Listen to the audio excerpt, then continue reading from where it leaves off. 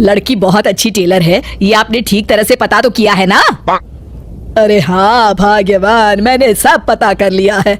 अब तुम चलो, देर हो रही है।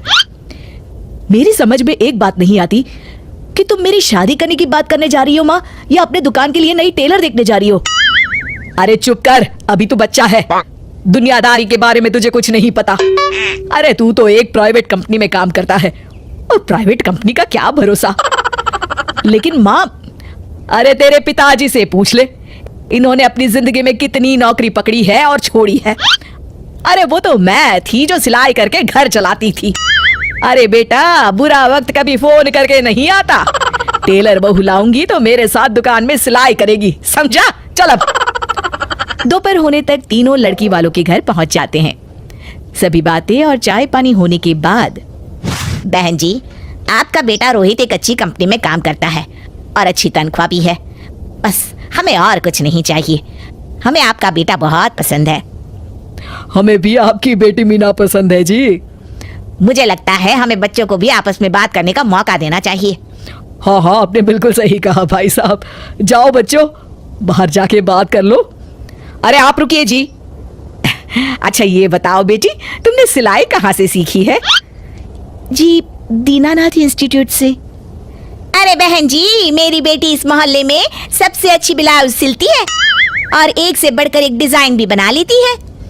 अच्छा, चल बेटी, जरा तेरे हाथ की कारीगरी देख लेते हैं। अरे माँ, ये सब करने की क्या जरूरत है? अरे तू चुप कर। लोग ऐसे ही बड़ी बड़ी बातें करते हैं कि हमारी लड़की को तो सब आता है, बाद में असलियत सामने आती है। इसलिए मैं कोई गलती नहीं करना चाहती, तू चुप करके बैठ। मीना शांति देवी को 2-3 प्रकार की बढ़िया बढ़िया डिजाइनदार ब्लाउज बनाकर दिखाती है। ये देखिए, ये है प्रिंसेस कट। अरे वाह बेटी, मान गए तुझे। तू तो मुझसे भी अच्छा ब्लाउज सिल लेती है। चलिए बहन जी, हमें तो आपकी बेटी पसंद है। अब इसी बात पर मुंह मीठा कराइए। जी बिल्कुल। इस तरह रोहित और मीना की शादी हो जाती है। शादी के अगले दिन से मीना अपनी सास के साथ सारा दिन दुकान पर सिलाई करती रहती और अपने पति रोहित को जरा सा भी समय नहीं दे पाती थी। फिर एक दिन रोहित फोन करके मीना से कहता है, मीना, आज शाम को हम दोनों किसी अच्छे रेस्टोरेंट में खाना खाने चलेंगे। तुम तैयार रहना, मैं ठीक वक्त पर पहुंच जाऊंगा। ठीक है जी। शाम को रोहित जब घर आता है तो मीना सिलाई मशीन पर बैठी ब्लाउज सिल रही होती है। अरे ये क्या? मैंने तुमसे कहा तो था कि शाम को हमें रेस्टोरेंट में खाना खाने के लिए जाना है, और तुम हो कि सिलाई कर रही हो। हद हो गई।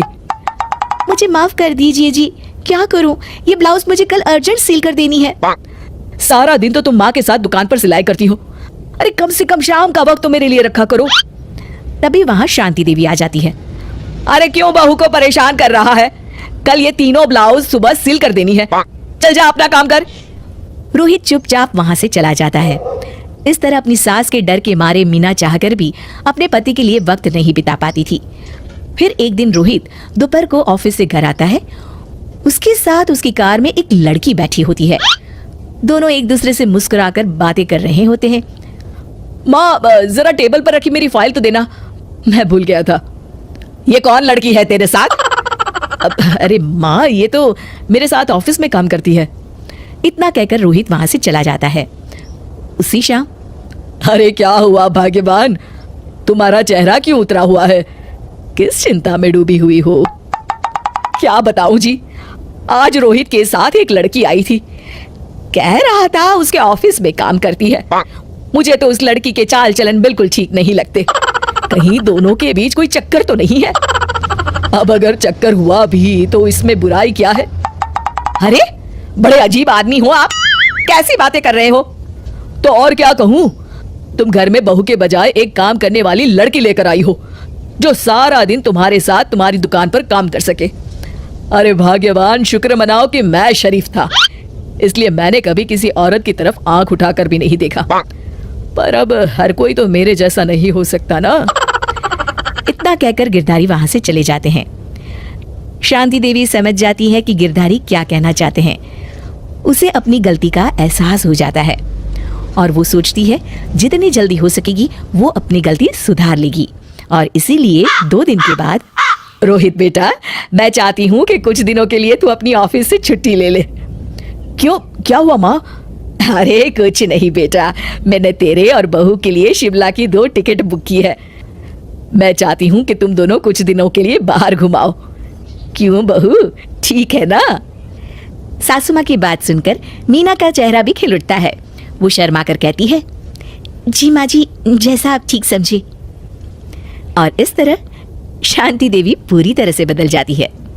शिक्षा, बहू को बहू नहीं बल्कि बेटी समझना चाहिए और ना कि काम करने वाली नौकरानी।